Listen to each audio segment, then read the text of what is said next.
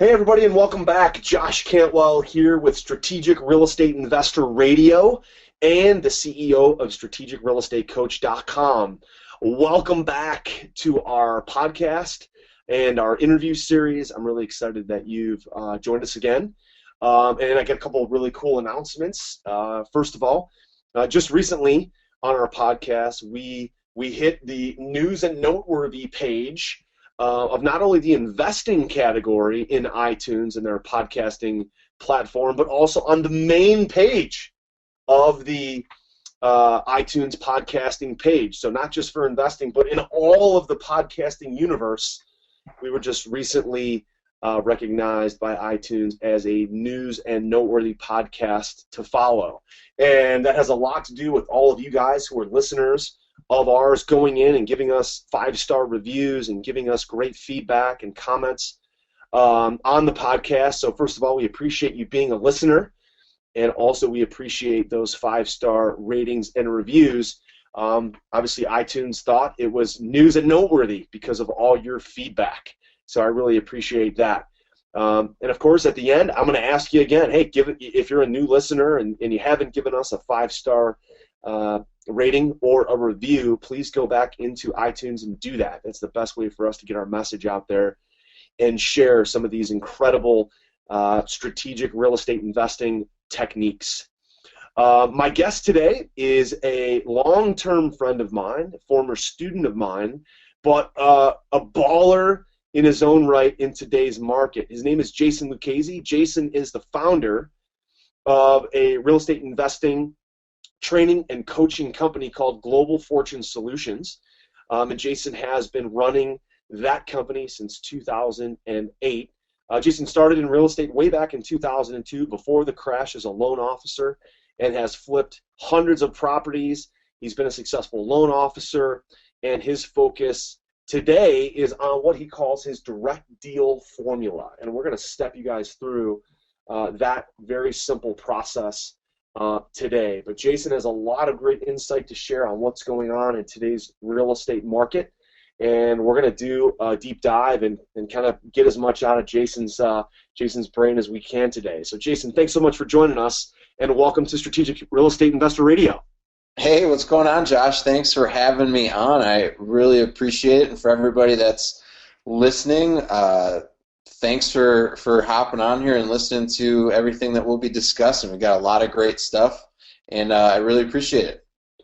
Awesome. So, Jason, let me just start with a couple kind of layup sort of questions, if you will, just to kind of frame up in your mind what's going on in today's market. So, why don't we just start with kind of what your focus is? Like, what type of investing strategies do you focus on for buying and selling properties for your own account, and also those things that you turn around and teach through your Global Fortune Solutions business? Yeah, absolutely. What I'm doing right now, Josh, is I'm just doing some simple things. Nothing too out of the box. I'm really focusing on purchasing distressed properties, distressed assets. We're either purchasing them wholesale or we're purchasing them to rehab. And we're also buying properties to keep within our own portfolio, because obviously it's great to fix and flip a property, make an awesome big check on it, but I'm also, I've got 3 kids that are 7, 5, and 6 months, and a wife that I have to provide for. So I'm thinking longevity here, and that's where the wealth comes in of having the income-producing properties. So that's basically the 3 things that we're doing. We're finding off-market properties that we'll be diving into here in just a little bit, and just really kind of focusing on either wholesaling, rehabbing, or keeping for my own personal portfolio. Awesome. That sounds fantastic. And guys, I think one of the reasons, Jason and I have been friends a long time, but one of the reasons why I've asked him to be on today is because I continue to get good questions from our subscribers on Facebook and through our Twitter handle, and just in our customer service department and our forums about finding deals. The number 1 and number 2 question that I get, Jason, is how do I get the funding and how do I find deals, especially after huge hedge funds came in and scooped up tens of thousands of houses and all that inventory is gone. How do I find good deals? And so it's very timely for you to jump on and talk about those off-market properties and your direct deal formula. So Jason, as the market's changed, right? When we used to focus on short sales and pre-foreclosures, when there was a ton of foreclosures, Yeah. and then we were all wondering, like, holy cow, how are all these on-market properties going to get off the market? The hedge funds saw that opportunity, scooped them all up, and now there's a lot less inventory.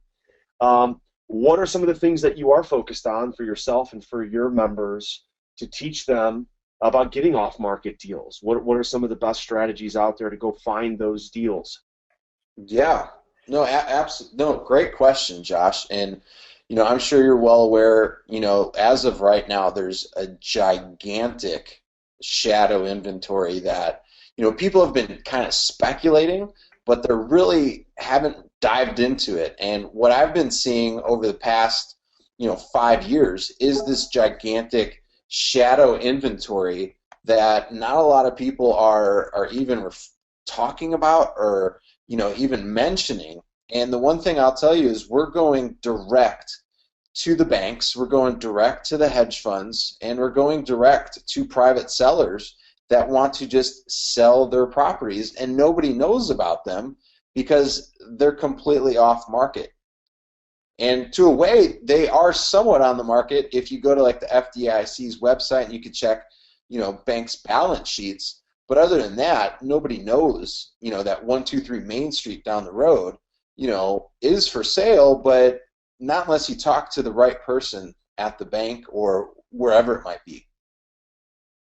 Yeah, that's fantastic. So you're going direct to asset managers, banks, finding properties that they're looking at potentially selling and trying to scoop those up before they hit the market. That is correct. Yeah, we're getting these properties that are either in pre-foreclosure stage, they could already have been foreclosed upon, but they have not been put on the market by, an REO agent. They're just, the banks for whatever reasons are still holding on to those assets and they haven't hit the market yet. Got it. Yeah, that's a fantastic resource because they're going to be coming eventually. And if you can scoop them up before they hit the market, which is where all the competition is at, that's a fantastic way to get them. So, Jason, you put this together, not only how to find these direct deals, but then also how to monetize them in what you call the direct deal formula. So kind of walk us through that. What is direct deal formula? Well, direct deal formula is pretty much an A to Z walkthrough of how to actually put together a deal from start to finish. And some of the deals that we put together could either be one property at a time, or it could be 50, 100, or 150 plus properties at one particular time. And it doesn't really matter. We treat a property package the same way we would as an individual property. And what we're doing is we're finding these assets, these properties, and we're going through and we're already lining up cash buyers. And I'm going to be outlining that here. I've got a 4-step process that we use on every single transaction in order to get everything done. And we collect a check at closing, or with some of the ninja tricks that we do, if you want to say, we're actually doing some of these packages. We're making money. We're making really good money on these deals, but we're also able to pick up 3, 4, 5 properties that are completely free and clear, and we're putting in our own portfolio. So we're not only making money, but we're getting assets that we could put in our own portfolio that generate monthly income for us.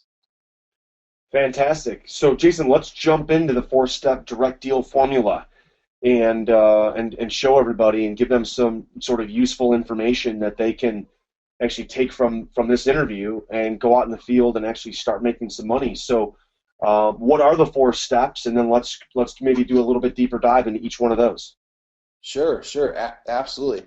The first step is going to be putting together your cash buyers. Okay, this is something that I learned, by trial and error, and it wasn't until I got together with Josh that really having a decent cash buyers list. And I'm not talking like a gigantic one, but maybe 5, 10 cash buyers is crucial. And that's something I'll hop into in here in a second.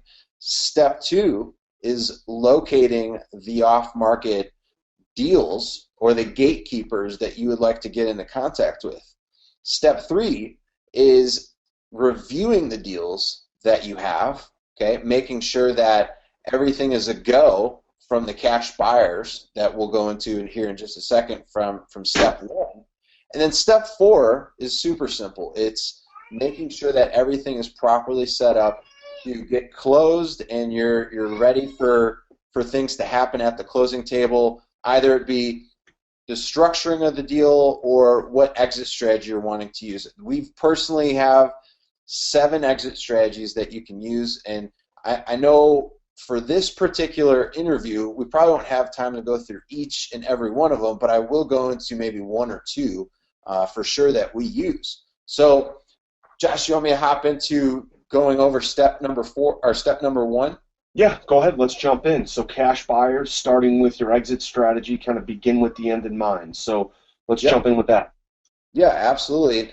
Very simple process here. You don't need many cash buyers if you're just starting off.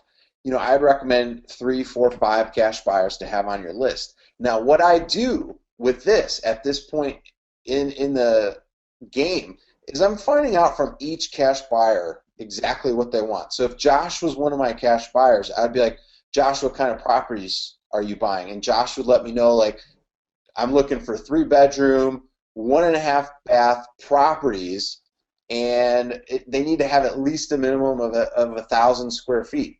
And then I'd go back to Josh and say, hey, Josh, what's the maximum number you're looking to buy each property at? And Josh may say 75 grand, is my max on each property. And then most people stop right there. But this is something I will tell you. I would ask the cash buyer, are you looking to buy more than one? If I'm able to get you substantial discounts and I'm able to bring you these deals, would you be able to close on more than one? Josh would possibly respond back saying, yeah, Jason, I'd be interested in, possibly looking at maybe 5, 6 properties at a time. So you just went from, yeah, this cash buyer is looking for one property, but if you sent them a package of 5 or 6 deals, now your profitability just went up dramatically. Okay, so it's important to find out exactly what your cash buyers are wanting, how quickly can they close, and always making sure that you get a non-refundable deposit from them. Okay, so that's step number 1. Okay, step number 2 is finding the right people. Okay, finding the right gatekeepers, and I like to find people at banks. Okay, and I'm talking like banks, Josh, at the local and regional level. It's going to be pretty impossible to get in to a top 20 national bank unless you have a $100 million proof of funds letter. It's going to be really hard for you to get in there. I'm not saying you can't do it, but I'm saying it's going to be a very big challenge, and I'd rather have you focus on the regional and state level banks. So I start focusing on banks, hedge funds, private sellers, and the way that I'm doing this, Josh, is I'm going on to LinkedIn and I'm typing in asset manager and typing in portfolio manager, and the results are bringing back with just those 2 titles. And keep in mind, we have about 8 different titles for people that work at banks and other institutions that they go by. And there's well over 3 million of these individuals just on LinkedIn. Okay, LinkedIn's kind of like Facebook's, third cousin. A lot of people don't realize that LinkedIn is actually an awesome tool that you can use to really grow your business and find the right people. You can find your cash buyers on LinkedIn. But with going back to step 2, you're finding your asset managers, and what you're doing is you're going in and you're sending them direct messages, wanting to talk to them about some of the deals that they may have that they would like to sell to you. Okay? Then step 3 is you review the deals that you have. Okay? I do a quick analysis of the deals. Anybody can do this. I use Zillow, okay, to just get a quick Zestimate. And guys, I do not use Zestimate as a full-blown evaluation number. I look at the comparables too on Zillow. That's a great tool. Zillow's got the comparables of sales. So I take a look at that. I look at Google, okay? I want to look at Google's aerial views and street views. I want to make sure there's an actual property there, okay? The main reason why I'm saying that, and I'm kind of chuckling about it, is because I actually received a package to where somebody said there was a property on there, on the actual lot, and I go and look on Google, and there's no lot there, or there's no property on the lot. And that was a problem, because the property... That is a problem. That is a problem. So they condemned it and demolished it, the city did, and the bank, I guess, they got notice, but Josh, you and I both know they're super busy, and it just kind of fell through the cracks. The person ended up giving me like a $20,000 lot for $1,000. So it was actually, as long as I did my due diligence, I just picked up a lot practically for free that I ended up wholesaling to a cash buyer that ended up developing and putting a duplex on there.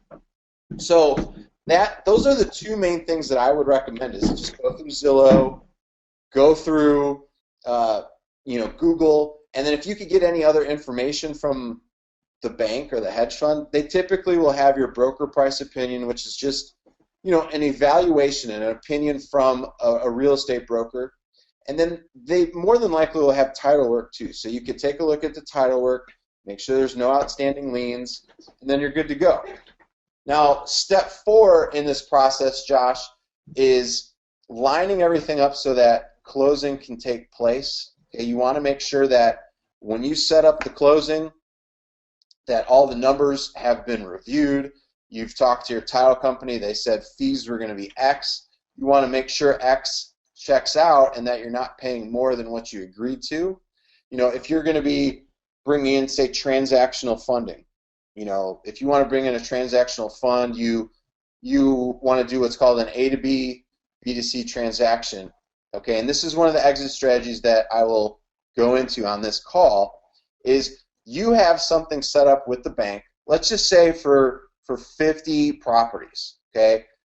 You're purchasing it for $500,000, and with your buyer, who is the C in this transaction, they're coming on and buying it for $650,000. Okay, so there's $150,000 profit there. This is a gross profit. So what you do is you have your transactional funder fund the deal for you in the morning. Let's just say 9 a.m. Okay, that's funded. You're good to go. And then 3 p.m. rolls around, and you sell it. You sell that package to your end buyer for the $650,000. And then what you do from there is you will collect a check minus what you paid to your transactional funder, which is, let's just say you had to pay them $10,000. And I'm just throwing a number out there. So at the end of the day, you were able to pocket $140,000 net profit to you, just wholesaling a package instead of one property at a time. And it's still good to do it, one property at a time, but if you get a package, you have to make sure you're asking the questions to your buyers. And it's crucial to do that because you never know unless you ask the question, okay?